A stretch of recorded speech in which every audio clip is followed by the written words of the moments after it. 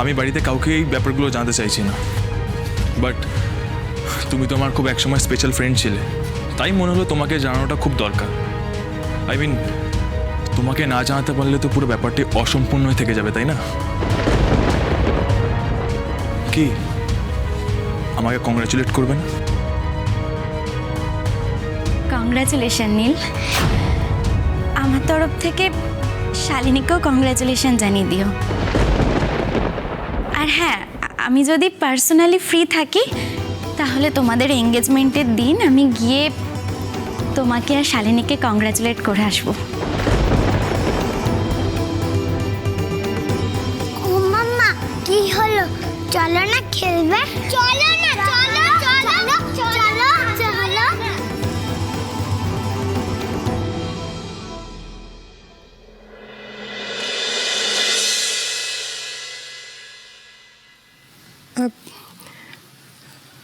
বলছিলাম, তুহিনার অ্যাডমিশনের পেপারগুলো তো সব তুমি দেখতে চেয়েছিলে, সেগুলো সব এই ফাইলের মধ্যে আছে।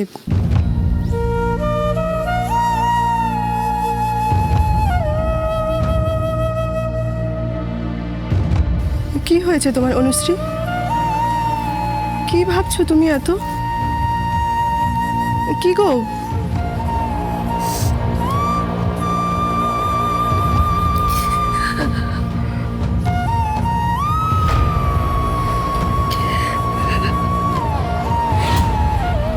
তোমাদের সব কথাই আমি শুনেছি, জানতাম তুমি এটা কখনোই মন থেকে মেনে নিতে পারবে না। যাকে তুমি এতটা ভালোবেসেছো, যার সঙ্গে এতগুলো বছর কাটিয়েছো, এত কষ্ট সহ্য করেছো, বিশেষ করে যে তোমার সন্তানের বাবা, তাকে কি এত সহজে নিজের জীবন থেকে সরিয়ে দিতে পারা যায়? ডিভোর্স কথাটা শুনতে খুব সহজ, কিন্তু ব্যাপারটা তো অতটা সহজ নয়, তাই না? দুজন মানুষের ওপর দিয়ে যে কি ঝড় বয়ে যায় সেটা তো শুধুমাত্র ওই দুজন মানুষই বোঝে। আর তোমার পক্ষে তো এটা আরও একটা কঠিন বিষয়। কিন্তু দু নৌকায় পা দিয়ে যে চলা যায় না অনুশ্রী। তোমাদের দুজনের মধ্যে আজ তো মিস্টার চ্যাটার্জিকে একজনকে বেছে নিতেই হবে, তাই না? মালিনী, আমি কোনোদিন ভাবতেও পারিনি যে আমার জীবনে এরকম একটা দিন আসবে। কি করবে বলো, ভাগ্য। কিন্তু তোমাকে তো এবার আরুষির কথাও ভাবতে হবে, তাই না? আরুষির কথা ভেবে তোমাকে এবার একটা না একটা সিদ্ধান্ত তো নিতেই হবে। বেশ, তুমি বরং এক কাজ করো, আজকে ও বাড়িতে গিয়ে তুমি আরুষিকে একবার দেখে এসো। এইসব ফাইলটা এসব পরে হবে, রাখো তো এসব। আর একটা কথা বলবো, বলছিলাম তোমার মন যেটা চায় সেটাই করো। মানছি যে সম্রাটবাবু তোমার জন্য অনেক কিছু করেছেন, কিন্তু শুধুমাত্র কর্তব্য দিয়ে কি সারাটা জীবন কাটানো যায়?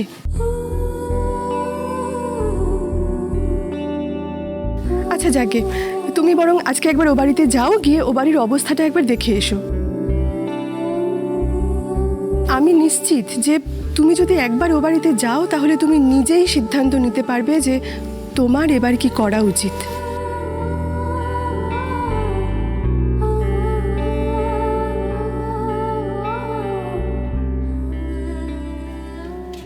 এখানে আকাশ চ্যাটার্জি কে আছেন? আকাশ দা, তোমার কোনো চিঠি এসেছে মনে হচ্ছে। কোনো সিজনাল মিটিং হবে হয়তো, তুমি দেখে নিয়ে নাও। স্যার, এতে কোর্ট পেপার আছে বলে মনে হচ্ছে।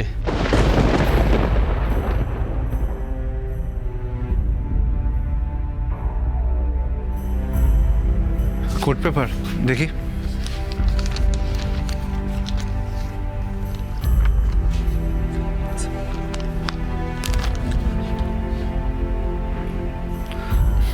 Thank you.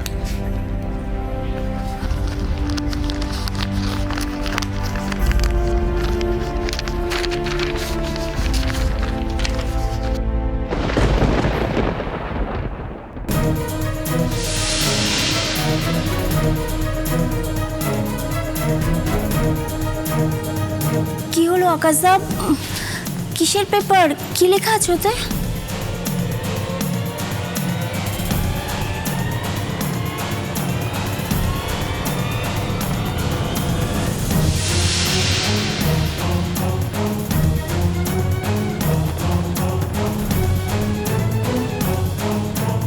Divorce paper? এরা পাঠিয়েছে।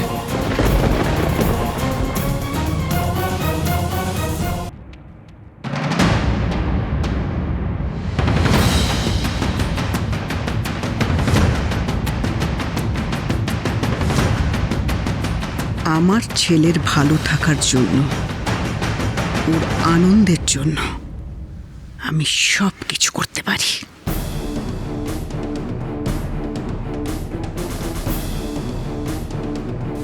ঠিক আছে, তুমি এখন এসো। ওকে।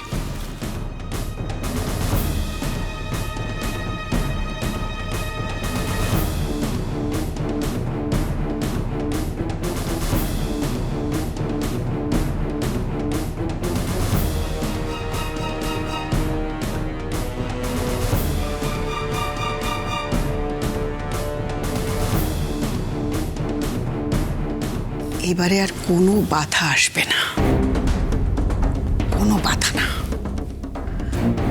অনুশ্রীকে তোর হওয়া থেকে কেউ আটকাতে পারবে না, কেউ না।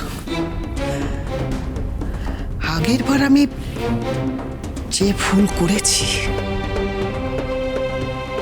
এবারে আর আমি কিছুতেই সে ভুল হতে দেব না। এবারে আমি যা করেছি তার আমি কোনো ফাঁকই রাখিনি। তুমি কিছু বলছিলে মা? হ্যাঁ, না আসলে বলছিলাম যে অনুশ্রী তোকে খুব ভালোবাসে। না মানে বলছিলাম যে অনুশ্রী তোকে কতটা ভালোবাসে বলতো। তার জন্য ও সবাইকে ছেড়ে, এমনকি আকাশ চ্যাটার্জিকে ছেড়েও তোর কাছে চলে এসেছে, তোর পাশে আছে। তুই এবারে একদম সুস্থ হয়ে বাড়ি চলে আয় বাবা, দেখবি সব ঠিক হয়ে যাবে।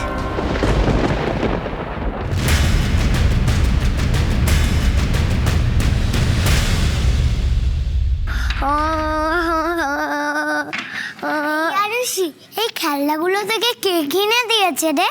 বাবা দিয়েছে। না, এইগুলো বাবা আমাকে কিনে দিয়েছে। না, এইগুলো আমার। বাবা এগুলো আমাকে দিয়েছে। একদম পাপার নামে মিথ্যা কথা বলবি না। দে আমার খেলনাটা দে। উফ, আমি সত্যি বলছি এইগুলো আমার। না, তুই মিথ্যাই বলছিস। না রে, আমি সত্যি কথা বলছি। উফ, তুই তাহলে আমার খেলাগুলো দিবি না তো? দিতে পারি তো, কিন্তু বাবা বলেছে এই খেলাগুলো শুধুই আমার। তাই বাবাকে না জিজ্ঞেস করলে আমি এই খেলাগুলো তোকে দিতে পারবো না। দাঁড়া, আমি এক্ষুনি বাবাকে জিজ্ঞেস করে আসছি। বাবা যদি হ্যাঁ বলে তাহলে এই খেলনাগুলো আমি তোকে নিশ্চয়ই দেব। আমি তোকে বললাম তো এইটা আমার, তার মানে তোকে দিতেই হবে। না, এগুলো আমি তোকে কিছুতেই দেব না।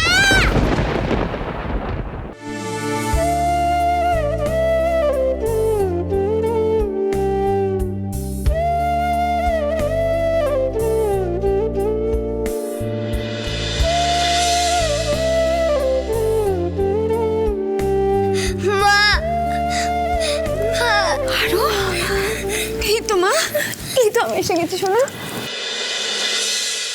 হীরা, হীরা তুই এসেছিস? হীরা, দি দি তুই এসেছিস? আমি জানতাম না তুই আসবি। আয় দি, ভেতরে আয় আয়। তুই ছাড়া এই বাড়িটা অন্ধকার হীরা। তুই এই বাড়িতে আসবি না, এটা হতেই পারে না। রাধা মাধব ঠাকুর, তোমার অসীম কৃপা। এরা আমরা সবাই তোর অপেক্ষা ছিলাম, তুই চলে এসেছিস। চুপ কথা